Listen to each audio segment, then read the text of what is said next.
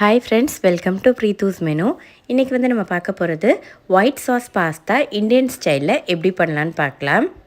Pasta பிடிக்கிறவங்க கண்டிப்பாக ஒரு தடவை இதை ட்ரை பண்ணி பாருங்கள். அவ்வளோ டேஸ்ட்டாக இருக்கும், ரொம்ப சிம்பிளும் கூட.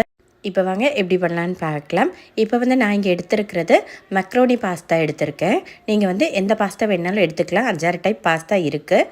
இப்போ வந்து ஒரு பேனில் ஒரு 6 டம்ளர் அளவுக்கு தண்ணி வச்சுட்டு அதில் 1 டீஸ்பூன் அளவுக்கு உப்பு, அப்புறம் ஒரு டீஸ்பூன் அளவுக்கு எண்ணெய், இது ரெண்டையுமே சேர்த்து நல்லா கொதி வந்ததுக்கப்புறமேட்டு நம்ம வந்து இப்போ இந்த பாஸ்தாவை ஆட் பண்ணிக்கலாம்.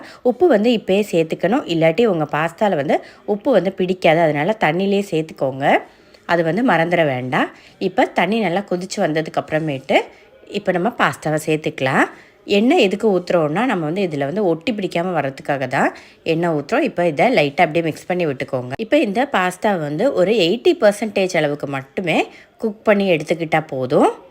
இப்போ பாருங்கள், இது வந்து கொஞ்சம் அளவுக்கு வெந்து வந்துருச்சு. இப்போ வேறொரு பேனில் 2 டீஸ்பூன் அளவுக்கு சன்ஃப்ளவர் ஆயில் ஆட் பண்ணிக்கலாம். அது கூட சேர்த்து 2 டீஸ்பூன் அளவுக்கு பட்டர் போட்டுக்கோங்க. இந்த பட்டர் வந்து கரிஞ்சு போயிடாமல் இருக்கிறதுக்காக தான் நம்ம வந்து இந்த எண்ணெயை ஊற்றுறோம், வேறு எதுக்கும் இல்லை. இப்போ இதை மெல்ட் பண்ணி விட்டுக்கலாம். அதில் நல்லா குட்டியாக சாப் பண்ணி வச்ச பூண்டையும் கூட சேர்த்துக்கலாம்.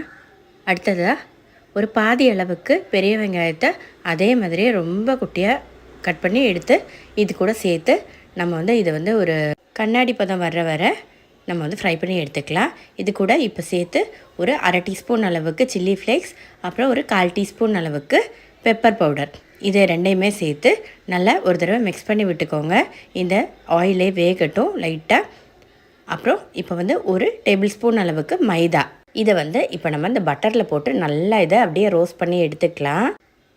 காரம் வந்து உங்களுக்கு எவ்வளோ தேவையோ அந்த அளவுக்கு மட்டும் சேர்த்துக்கோங்க.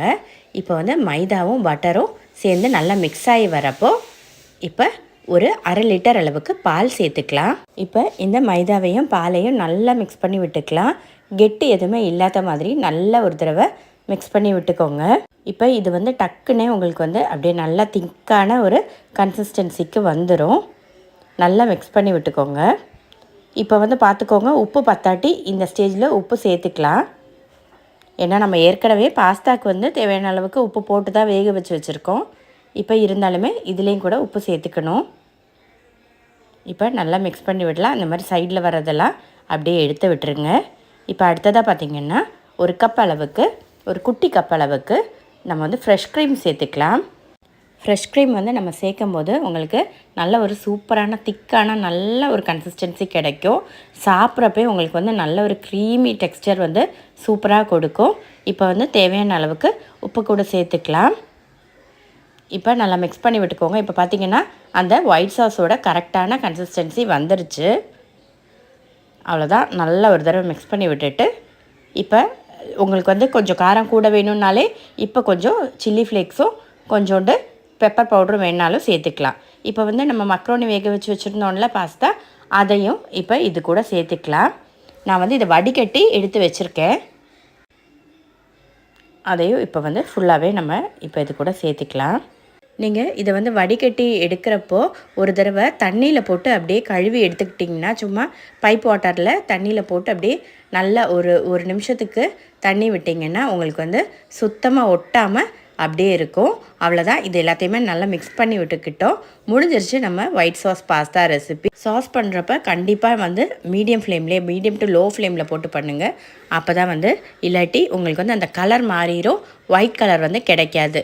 ஃபுல்லாகவே நம்ம வந்து ஆரம்பிக்கிறதுலேருந்தே, நீங்கள் சாஸ் பண்ண ஆரம்பிக்கிறதுலேருந்தே அது வந்து ஃப்ளேம் வந்து கொஞ்சம் ரொம்ப லோவாக வச்சுட்டு படுங்க, மீடியம் டு லோ ஃப்ளேம். அவ்வளோதான், தீ கூட்டி வைக்கவே கூடாது, இல்லாட்டி உங்களுக்கு வந்து அந்த ஒயிட் கலர் நம்மளுக்கு வந்து கண்டிப்பாக கிடைக்காது, ஒரு மாதிரி ப்ரௌனிஷ் ஆயிரும். அவ்வளோதாங்க, நம்ம ஒயிட் சாஸ் பாஸ்தா சூப்பராக ரெடி ஆயிடுச்சு. அவ்வளோ க்ரீமியாக ரொம்ப டேஸ்ட்டாக இருக்கும்.